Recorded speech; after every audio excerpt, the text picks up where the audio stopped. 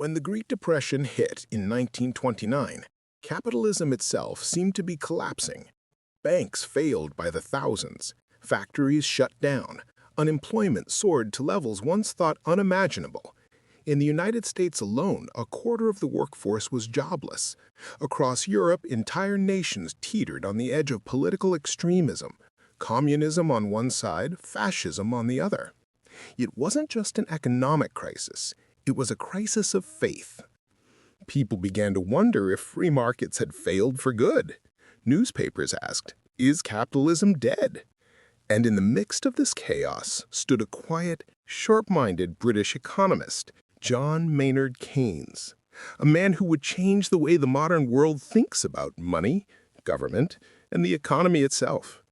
But before Keynes, the world ran on a very different economic philosophy. For over a century, the dominant idea had been laissez-faire, the belief that markets should operate freely, without interference.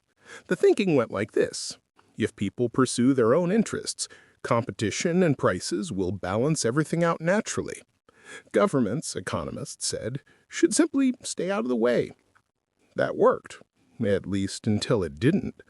When the Depression hit, this hands-off approach collapsed. Factories sat idle not because they couldn't produce goods, but because no one could afford to buy them. Money stopped circulating, and yet orthodox economists insisted the market would fix itself, that eventually prices and wages would adjust and balance would return. But months turned into years, and recovery never came. That's when Keynes did the unthinkable. He challenged the foundation of classical economics. He argued that markets aren't always self-correcting, that when people stop spending, businesses stop producing, which leads to layoffs, and those layoffs lead to even less spending, a downward spiral. Left alone, he said, the economy could stay trapped in this loop indefinitely.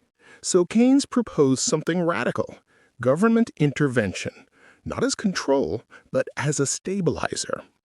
During recessions, he argued, governments should spend more, not less. They should invest in public works, infrastructure, and wages to put money back into people's hands. That spending would revive demand, which in turn would bring businesses and jobs back to life. To many of his peers, this was heresy.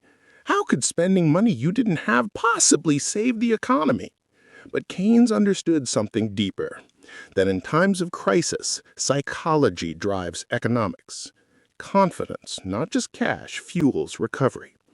His ideas, published in the General Theory of Employment, Interest, and Money in 1936, gave governments a blueprint to fight recessions. And slowly the world began to listen.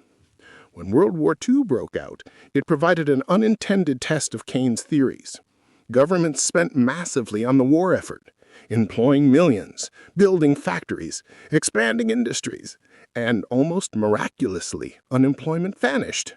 The war ended, but the lesson remained. When governments spend wisely, economies can grow, even out of despair. After the war, Keynes' influence shaped a new global order.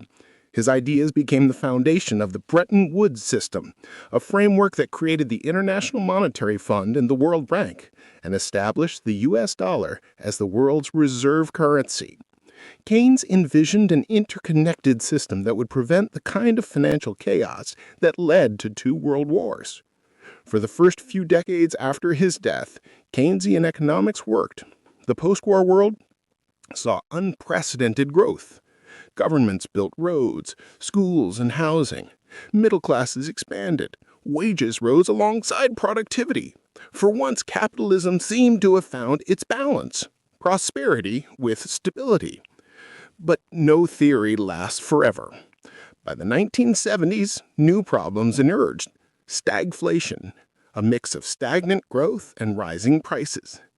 Keynesian policies seemed powerless to stop it. Critics like Milton Friedman and the so-called Chicago School rose to prominence, arguing that Keynes had overestimated government's ability to control the economy.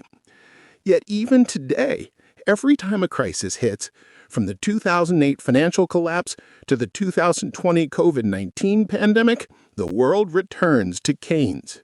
His fingerprints are everywhere: Stimulus checks, infrastructure bills, emergency relief packages.